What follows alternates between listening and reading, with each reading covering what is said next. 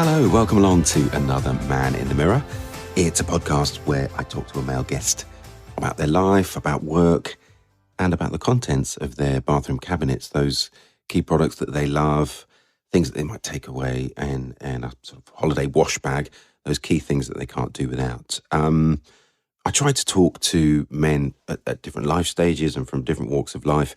And this week, I'm thrilled that I'm joined by a guy called David Evans, who you might know better on Instagram as Grey Fox Blog. David is a style and menswear blogger. He's over 60 years of age, and he won't mind me saying because he talks about 60 plus style. He's someone that supports UK brands, and most importantly, if you see any of his posts and any of his photos, he's immaculately dressed and one of those people that just has an innate sense of style and good taste. I really enjoyed my conversation with him. He's a fascinating man, a former lawyer and a former teacher, I think, as well. And now, I think about 10 years ago, got into the world of blogging and has absolutely made it his own. Particularly interesting, obviously, because it's someone in a different age category. He's 60 plus. So I was keen to find out more about his regime and what he uses and the products that work well for him. I know you're going to find David as interesting as I did. And so here we go. It's Hayden Williams here. It's the Man in the Mirror podcast. This is David Evans, Grey Fox Blog, which you'll hear during the podcast. Seems like some kind of tongue twister that I really struggle with. I'm sure you'd say it better than I would. And it reads a lot easier than it is to say, I realise now. So here he is, David Evans, Grey Fox Blog on Man in the Mirror.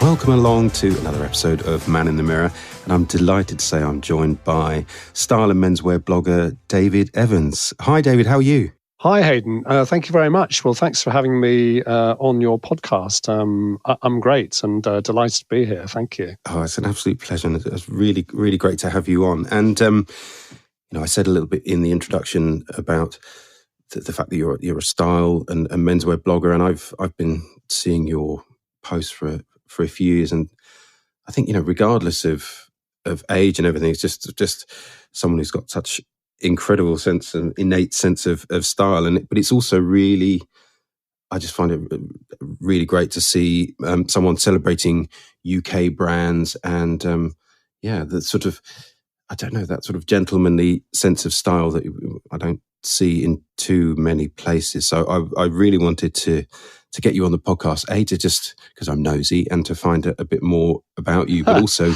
your journey into blogging and Instagram and Sure. on all these kind of weird and wonderful areas that we find ourselves in now. So I'd like to start off, I suppose, if you don't mind telling me a bit about how you got into blogging and Instagram. How did that come about? Well, sure, yes. I've had my blog now for, 10 and a half years. Wow. And I started on Instagram as Grey Fox Blog. Yes.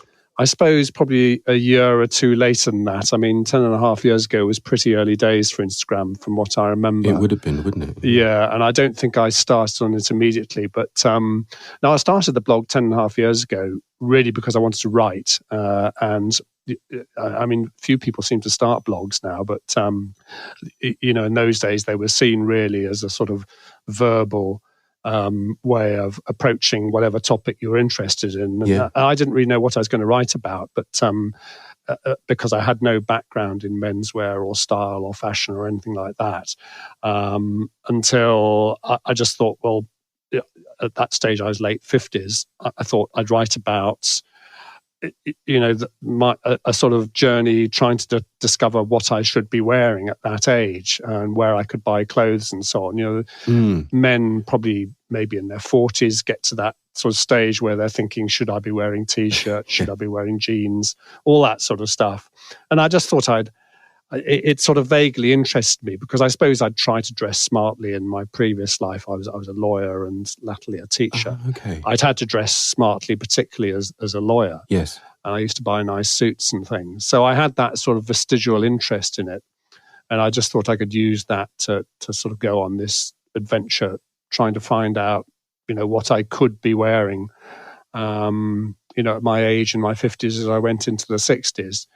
And I suppose I'm still on that journey, really. But pretty early on, I became interested in, British-made menswear and sort of accessories in particular, because I think I'd seen throughout my childhood and sort of early adulthood, in my childhood and as an early adult, I could go into, say, Marks and Spencer's, and the racks would be full of British-made products, which of course isn't the case now, because throughout the latter half of the last century, manufacturers were going abroad and getting stuff more cheaply from factories and suppliers outside the UK.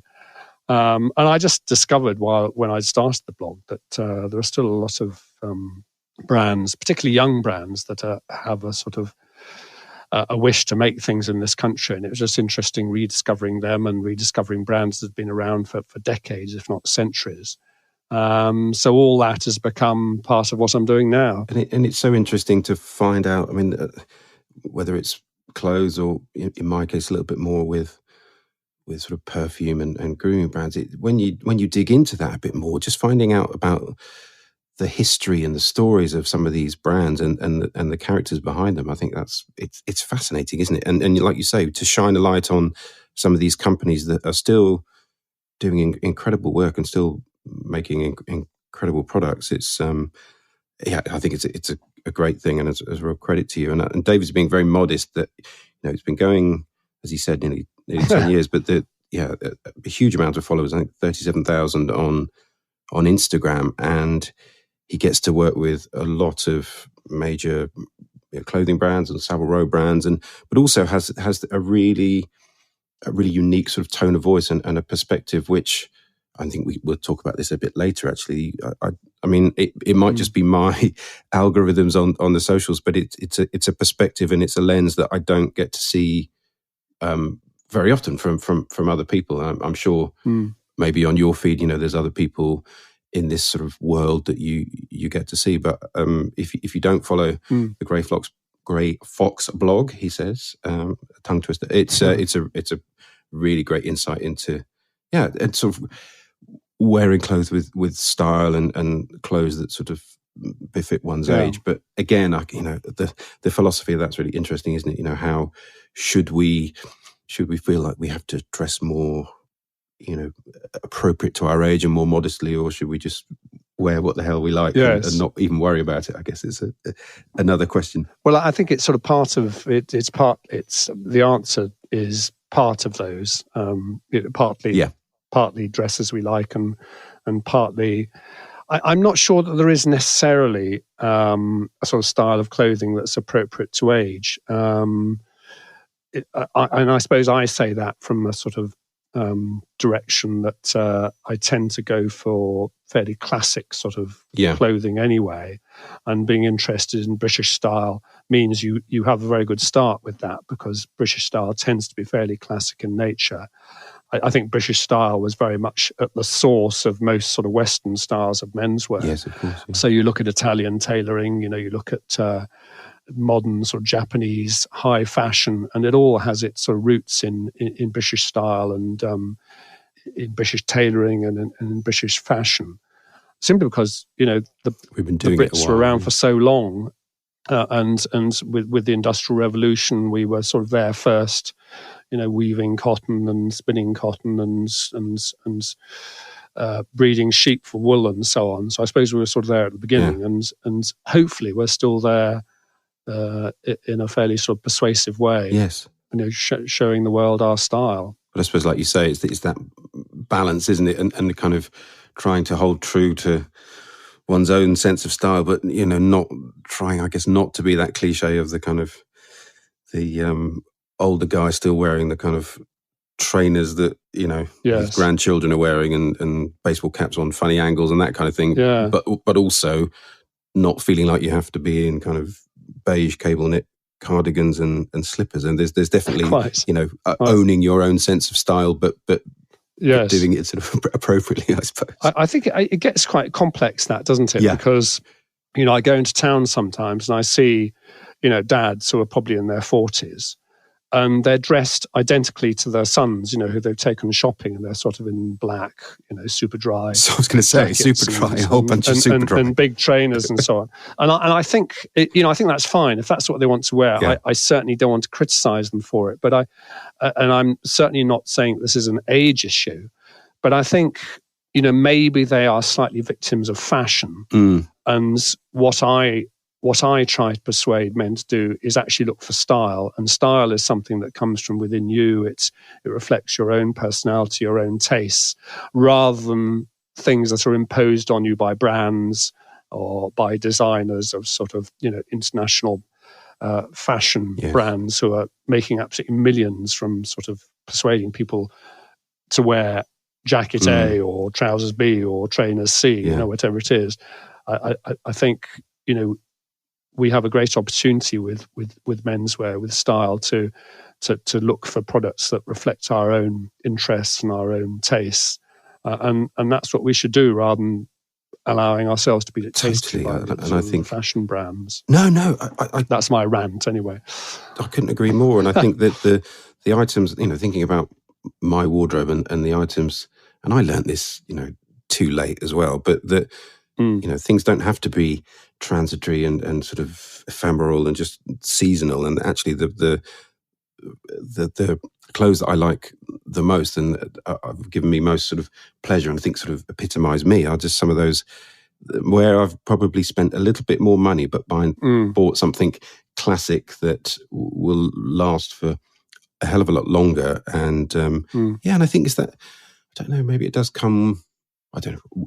Some people were a lot better at it earlier than I was about sort of finding their own sort of, not say signature, but almost having a kind of a sort of a capsule wardrobe or an idea of clothes that work well for their silhouette and for them. And I think I know roughly what it is, and it doesn't mean that you can't kind of try new things, but I don't want to buy the same clothes as my 14-year-old. I suppose the ideal would be to.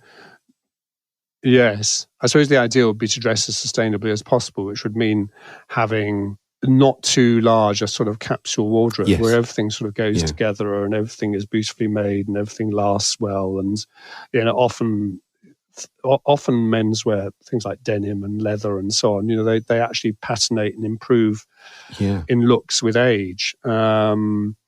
But of course, it's not always possible to do that, because in a way, to be able to start a capsule wardrobe like that, you'd have to throw everything away and start again, which in itself is unsustainable, and you'd probably be chucking away stuff that you wanted to keep anyway. So it's not something I necessarily advocate, but over a longer term, it's something you can aim for.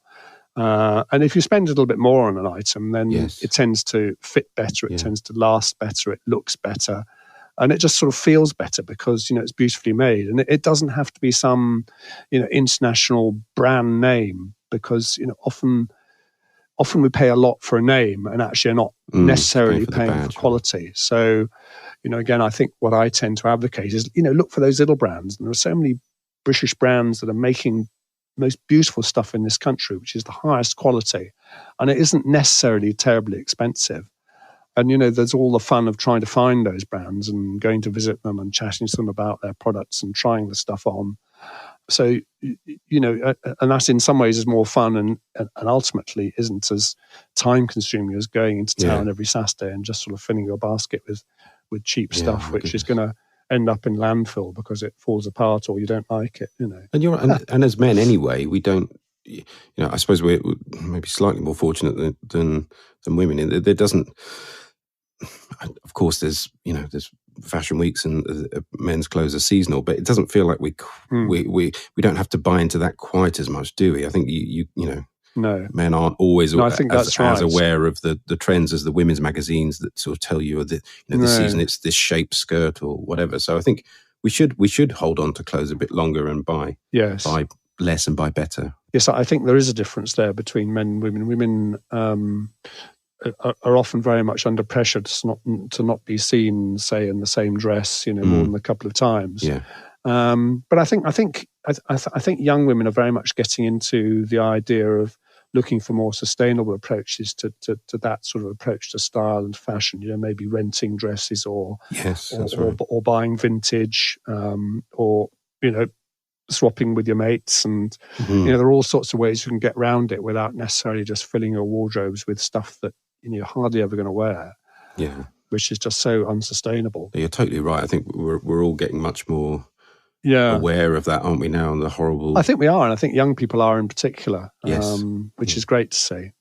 Yeah, I thought it was fascinating. I mean, sort of harking back to earlier in the conversation, but I wasn't sure what you did and what your life was before blogging. But the fact that you were in law and teaching, I mean, it's interesting that you found. I mean, I've no doubt you were a very stylish lawyer and teacher, but it's interesting that you've absorbed so much knowledge and sort of taken this on full throttle over the last 10 years and started to work with the people that you have. I mean, I guess you always had that interest in style and menswear, right? Yes, I think what's interesting, I suppose I didn't necessarily have, I mean, I remember my mother was a very stylish woman and had a great interest in style. And, in the 60s and 70s, she used to buy Vogue, and sometimes Vogue used to have men in Vogue. And I used to be quite interested in looking at that and, seeing all the sort of Tommy Nutter suits and so on, that were very much in fashion at that time. So I suppose, maybe some of that rubbed off, but my mother was also very artistic. And I think having some sort of artistic sense helps in a search for style, and in the sense that, clothes are all about proportion, about color, about sort of texture, and about pattern.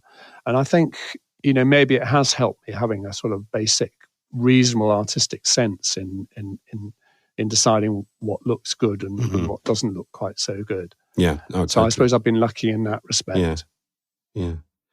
Well, the Man in the Mirror podcast, I try to, over the episodes we've had so far, it's just, men from different walks of life and different professions and, people that I'm keen to talk to. But one of the things that is really interesting to me is just finding a little bit more about the sort of bathroom cabinet essentials and sort of the morning and evening routines. And I think particularly for people in different sort of age categories. And I'm fast approaching 50, so I've been a good deal older than some of the people I've spoken to, but I've been impressed with how people, really engage with brands and their different routines. But I was really keen to have you on, David, because I don't know. I mean, I was sort of assuming that you have an interest in some of these products and how you go about your skincare and grooming, but I don't know for sure. But I do, but I mean, it's a fairly recent interest, and I suppose that's because I'm from that generation. I mean, I remember my father and my grandfather. They might have had a couple of bottles of aftershave, or some sort of cologne, in the bathroom, and then they'd have the usual sort of tube of palm olive shaving soap, and for that reason, I didn't take a great interest probably until fairly recently, and that's probably partly a result of being a blogger and an Instagrammer. And I can remember in my teens and in my 20s, having the sort of obligatory bottle of Brut. Of course. I don't know whether Brut still exists. Yeah, it does. And Aramis, which are just from that generation. Yeah. And I remember, I probably used to go out to parties and things, sort of absolutely reeking of this stuff. I think everyone did. But then after that, I didn't really take a great deal. Yes, quite. After that, I didn't really take a great deal of interest, probably till about sort of 4, 5, 6 years ago. Oh, okay.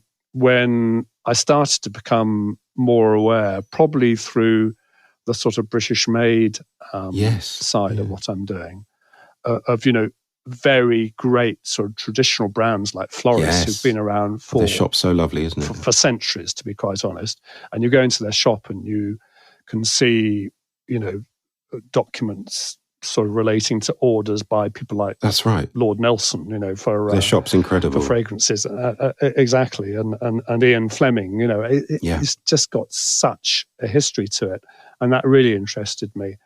So, what about shaving, David? What do you do for shaving? Well, I use a double-edged razor, do I mean a double-edged one where you have the sort of the oblong blade with two edges? Yes. I've tried the sort of multi-edge shavers, which are fine, and you very rarely cut yourself, but they are quite expensive, and I don't really like sort of having to chuck away very expensive blades. I am trying to think of sustainability here, and I know with a double-edged blade, you're throwing a blade away after a few days, but at least they're metal and they can be recycled. Yeah, totally. They're not too high in sort of plastic. So I do use a shaving brush, double-edged razor, and really whatever's to hand from there.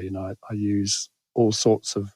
I've tried all sorts of shaving soaps and shave creams and things and shave gels, and I'm using a very nice shaving soap at the moment, which is from the Body Shop. Funny enough, I didn't realise the Body Shop was still around, but it's the most beautiful, really rich lather it gives me with my brush. Oh, great! I tend to prepare lots of hot water. I tend to have a shower before I shave, so all the hot water sort of really softens my beard. Yeah, open the pores. And I often use a shave oil just to sort of make sure that the blade is lubricated. So I put the shave oil on and then put the foam over that, and it seems to work fairly well. And I cut myself fairly regularly still, but it really is an art shaving with a double-edged razor, as I'm sure you know. And do you do that every day, David? Yes, I do. I do shave every day. Yes, I mean it's interesting, isn't it? And again, maybe that's me being a product of my generation. But if I've decided I want to be clean shaven, then I feel I need to shave every day. You commit to it. I have recently started to sort of occasionally gone through cycles where I don't shave for a few weeks and have a bit of a beard, and then decide I don't want a beard anymore, so I shave it off. And most of the time, I'm clean shaven. Right. And do you have sort of skincare products that you're particularly drawn to, that you sort of use regularly, or again, is it more just sort of what comes to hand? I'm thinking about sort of moisturizers or balms that you like as part of your shaving routine. Well, I'm lucky in that I don't necessarily have to moisturize after shaving, so I tend to use whatever I feel like using that particular morning. And sometimes it's a moisturizer, sometimes it's a balm or an aftershave. Yeah. I really love the brand DR Harris, or another of these sort of very traditional London-based sort of gentleman's I know, fragrance brands, aren't they? And I might use one of their aftershave milks. They do a very nice one called Arlington. Or if I don't feel I necessarily need moisturizing, I might use a cologne. And again, Arlington do a nice, the DR Harris do a nice Arlington cologne. But I think I've had Windsor from DR Harris. Yes, that's very nice as well. Yes. Yeah. And then they do a pink aftershave, which is a very subtle sort of slightly rose pink sort of fragrance, but incredibly subtle. So, and that gives you a nice sort of, smarting sting after your shave, which is nice. And I've got a sort of variety of moisturizers, which I tend to use from time to time, which tend to either be sort of samples from goodie bags or, that I've just been interested in trying. And, from the basics of Nivea post-shave balm through L'Occitane. I've got quite an interesting fluid, Energissance, I think it's called, which is quite nice. Has a slightly unusual vague scent to it, but is very good at moisturizing if your skin's feeling particularly dry. And L'Oreal do something similar, which is quite nice as well. But I probably tend to focus on the British made brands. So DR Harris tends to be my go-to. And if I'm wanting a bit of fragrance, then over the years I seem to have accumulated a huge cupboard full of fragrances, which I tend to go to. And in terms of how you pick your fragrance, are you one of these people that sort of picks by mood or season or just whatever comes to hand? How do you go about that? I think it's partly mood and it's partly season. I mean, I tend to go for the sort of more citrusy end of the spectrum. But if it's winter, then I might go for something very woody. I tend to avoid more floral stuff, and that's just simply personal preference. We all have personal preferences about your taste, our fragrances. So at the moment, I'm using quite a lot Floris limes, which I really like. It's really nice and citrusy, and I've got a feel was it limes that was a favourite of Ian Fleming, but I might be wrong about that. Certainly, he did. Yeah, it could well have been. And Gruhme, I don't know if you know Gruhme, Gruhme. No. I don't even know whether they still exist, but I have a very nice British-made fragrance from them, number 14, which is similar to limes, nice and citrusy. Okay. Yeah, so I tend to go in winter. I've got a really sort of woody, spicy thing from Czech and Speake called Perfecto Fino, which is a bit like sort of splashing on, I don't know, the sort of brandy that might run off a Christmas pudding. Wow. You know, it's absolutely amazing, but it's not something I would touch for summer. So there is that sort of seasonal approach to Yes. one's choices, isn't there? Yeah, I think somehow instinctively you sort of, when you're wrapped up in scarves and coats, you sort of go for something a bit heavier, and that doesn't feel quite so appropriate, does it, when you're in lighter shirts and shorts and things? Yeah. No, they tend to be quite warm, those sorts of fragrances, and actually I quite like that sort of citric sharpness, which seems to have more of a sort of cooling effect in some ways. Yeah, it's sort of interesting to me that you mentioned some of those, and it absolutely sort of ties into your ethos and what you do elsewhere. But it's great that you're talking about, D.R. Harris and Czech and Speake and some of these Floris, some of these classic sort of Mayfair, sort of Victorian barber kind of brands, which are still going strong and still making some beautiful products and fragrances, aren't they? Absolutely, yes. And sometimes I use a deodorant, and one of my favourites is from George F. Trumper, which again, follows this sort of theme of the gentlemanly sort of, barbers and the fragrance makers. So yes, I suppose I do tend to go for that sort of thing. Yeah. I was sent something called Laconia by Tom Daxon a couple of years ago. Oh, it's lovely. Yeah, which I really like. And I suspect that's more of a sort of a younger brand in some ways, but it's very, very nice as well. Again, sort of quite towards that citrusy sort of end of the spectrum, really. It definitely is. Which suits me fine. That was, funnily enough, that one from Tom Daxon was one of the sort of first more kind of niche fragrances that I encountered. And it's a long story about it, but the Laconia refers to a region in Greece, and it happened to be a place that I'd been to, and there's this whole thing around sort of lemon groves and the smell of the coastal areas in the Peloponnese in Greece. Anyway, lovely! It's a beautiful fragrance. I love that one too. Yeah. Really good. Another brand that sort of takes that approach of sort of thinking about parts of the Mediterranean and sea breezes and citrus groves and so on is Acqua di Parma, and I've got several of the Acqua di Parma fragrances. I think probably my favourite is the sort of traditional Colonia, which I think is the one that sort of started it all, as far as I know. And then they have lots of offshoots from that, don't they? But they do. That's a very nice sort of general purpose fragrance, which I think so too. I think back on. Pretty hard to go wrong with a good Acqua di Parma, Colonia, or a Senza, or one of those. I think they're great. No, quite. Yeah. No, absolutely. Yeah. So, I tend to use fragrances most days, but not every day. Yes. And sometimes I do use them as a deodorant, effectively by spraying them under my arm. Whether that's how you're meant to use them, I have absolutely no idea. But it seems to work for me anyway. I don't think there's any rules. I don't know how. I have no idea how effective it is as a sort of a deodorant. But, certainly smell-wise, it would do the job. But I do prefer the subtle approach. I don't really like, walking along and being hit by a sort of physical wall of fragrance from a man or a woman walking by. I think that's hopefully not my style. But it is actually quite hard to know once you've put on a fragrance how strong the aroma, the fragrance is, isn't it? It totally is, I think. Because you tend to not smell it after a while. We go a bit nose blind to the fragrances, whether it's within our houses or the fragrances we wear, absolutely. But I'm with you, and I know it's a taste thing completely, but I'm never a fan of your fragrance sort of entering a room before you do, or it just being such a bold statement. And again, I guess it's sort of different.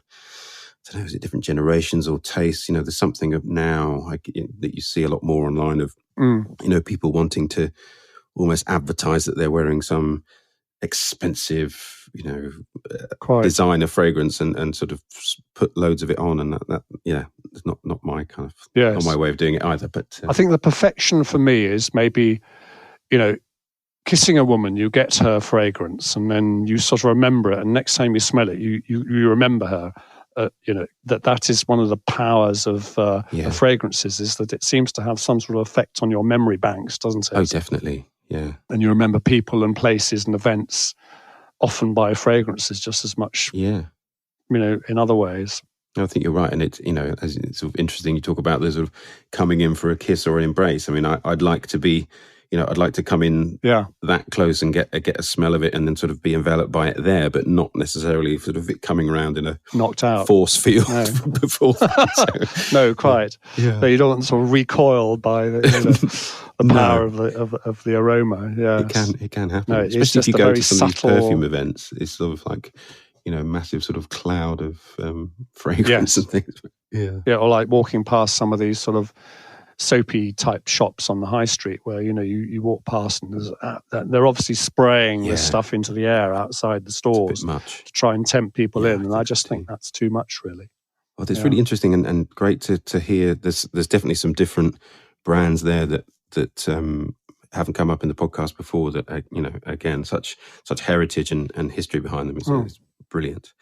But I wanted to ask you as well about your experience of blogging and Instagramming now. You're in your 60s. I mean, do you find the social platforms to be a sort of welcoming place? Do you feel like you're treated with, God, is anyone entitled to courtesy or whatever? But are people kind of do you seem like people get what you're doing, and do you feel like it's a nice space to be?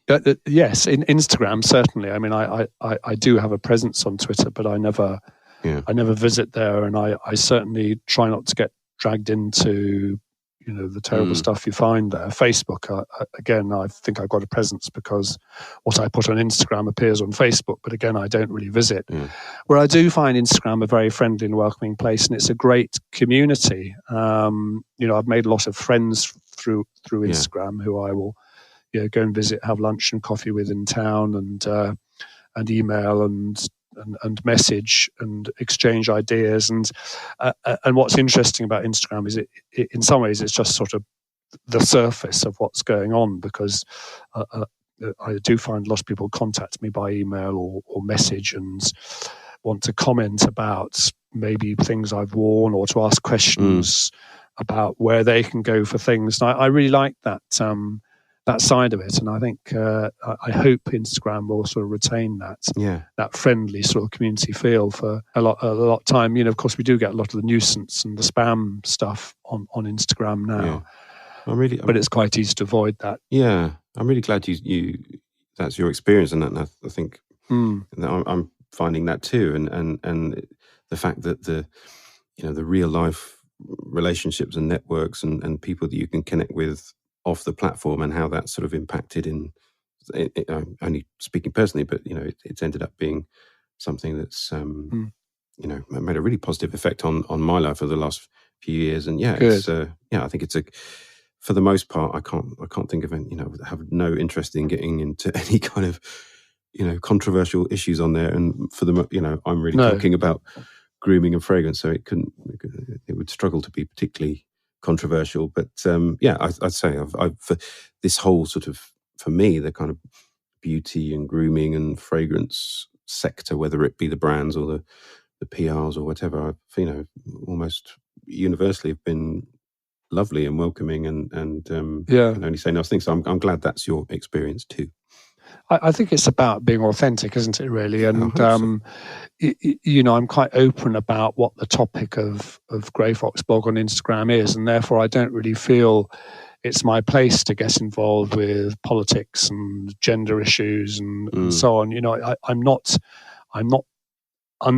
undermining the importance of those issues, because they are incredibly important. And of course I have views on all those things, and they're certainly more important than some of the things I'm looking at on my Instagram. But I have made the decision that those are the themes I'm going to talk about, and I'm not going to talk about other things, and I'm not going to get embroiled with people who want to argue about those topics, because, it's simply not the place to do it.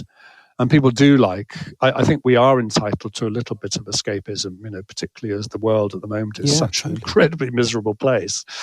We are entitled to a bit of escapism, and it doesn't mean we care any less about these things. It just means that we want to try and continue our lives as normal. We have families, we have friends, and we have so many other things we want to do.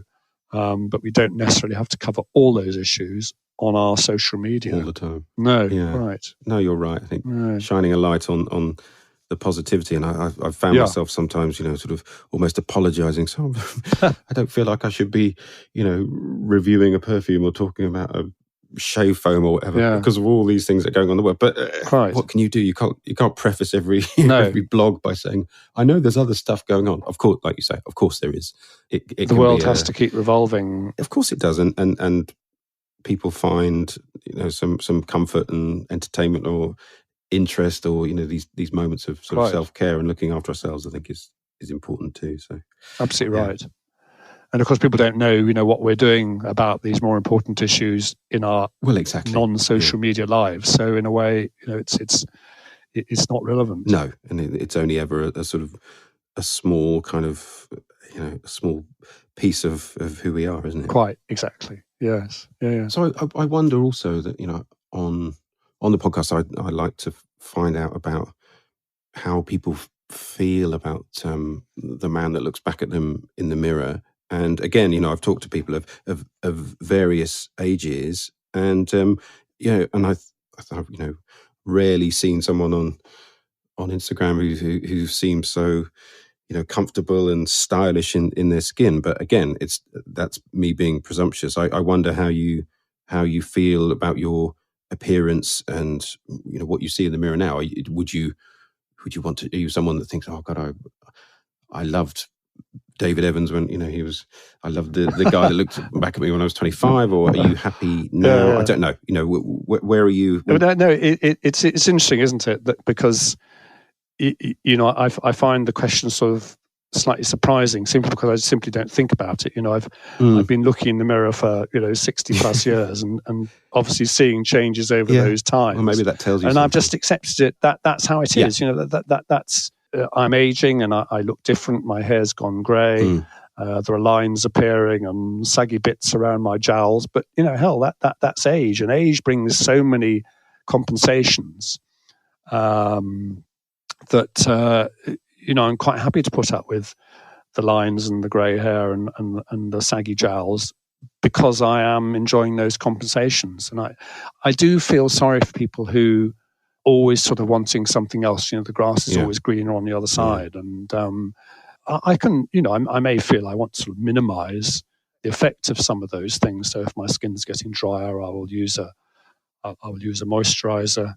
But I would never go as far as anything as sort of invasively cosmetic, and I wouldn't dye my hair or anything like that, because I think there comes a stage where you have to accept yourself as you are, and I do recognise that not everybody can do that. But I think happiness lies in the way of acceptance, and getting on with it, and making the most of how things are. So I think maybe that is probably the approach that I'm just lucky enough to have taken and to be able to take quite comfortably. Yeah. Oh, that makes a lot of sense. And I think, also if people check out the Ray Fox blog, you're I don't know whether you do lots of exercise, but you certainly seem like you're sort of someone that still is in good shape, and whether that's good genes or whatever, but you're not, you're still very fit and active, and I think good living looks like it comes across. Yeah, I think that is an incredibly important thing to try and keep active, because with activity comes healthier looking skin, a healthier looking body, and although the joints may be letting you down and the skin may be sagging and so on, actually it really does help, not only appearance wise but also internally. You go out for exercise, even if it's just a walk around the local woods or something, you feel so much better for it. And that well-being reflects itself in your appearance and your whole attitude to life. So I think those things are incredibly important. Just welfare, looking after yourself, well-being, very important, without it becoming a sort of terribly complicated sort of slightly alternative thing. It's just getting out and appreciating what's around you. Yeah, you say it doesn't need to be a sort of a big regime. I think, I like to get out and walk my dog, and that's exactly. I enjoy the dog walk just as much as recharging and getting fresh air, and it's good for my mental health, I think. Yeah, absolutely. That's probably a good point, a good segue to talk about happiness and what are the things that make you happy, David? Well, I think I'd have to say being with my family. I mean, I'm lucky being the age I am. I have 2 grown-up children in their early 30s and 2 grandchildren who are just 1 and nearly 3. And they're just a pure delight, and just being with them it makes me very happy. And when I'm not close with them, by, do they live near yes, they you? are. Yes, they're not far from where I am, so we see them fairly regularly and are fairly involved in their care. I mean, just this coming weekend, we're going to be looking after them, which is really nice, to give the parents a bit of a rest. And I think, I remember when we were bringing our 2 up, my wife's parents were incredibly helpful. If we needed help, they would jump in their car and drive sort of 60 miles and come and look after our 2 all day. And we realised the huge sort of benefits of having grandparents who are involved. And so we've tried to sort of do that with our grandchildren as well. And that brings great happiness.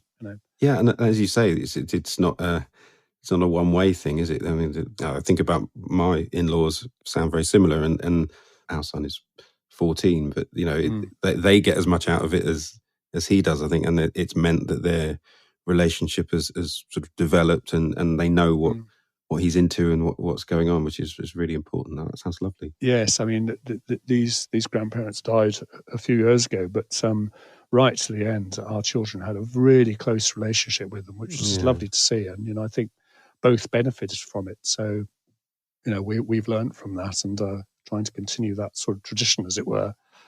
Oh, that's great, David. Thank you so much. It's been such a pleasure to have you on the podcast and to hear your perspective on the worlds of style and menswear and indeed grooming. But well, it's been an absolute pleasure, Hayden. Thank you so much for asking me. Yeah. Oh God, it's a pleasure. So I'll put some of the products that you mentioned in the podcast notes, and I'll tell people where they can find you online. But great, thank you so much, David. Have a good rest of the day, and I'll talk to you very soon. Yeah, take care. Thanks, Hayden. Cheerio then. Bye-bye. Bye. My thanks to David, the Grey Fox himself. Such an interesting area, isn't it? Both sort of the 60-plus style, but also the success he's made of blogging and Instagram and really made it his own, which is hard enough. But I think he's found a particular kind of lane and a tone of voice, which is completely authentic, and he's working with all sorts of major brands and absolutely storming it. So go and swell his numbers a bit more on Instagram. You can find him at Grey Fox Blog, easy for me to say, Grey Fox Blog at Instagram, and also greyfoxblog.com. I'm going to add some of the products that he was talking about into the show notes so you can see if some of those products are of interest to you. My thanks to David, and my thanks to you for listening. Please, if you want to follow or subscribe to the podcast, that would be great. It means that you'll get the next episode when it automatically comes out, normally sort of midnight on Monday evening into Tuesday. And also, if your podcast platform has the facility to review, that would be amazing too. So my begging is done. I'll bid you farewell. Thanks so much for listening. Thanks to David. Thanks to you. And I'll see you next time on Man in the Mirror.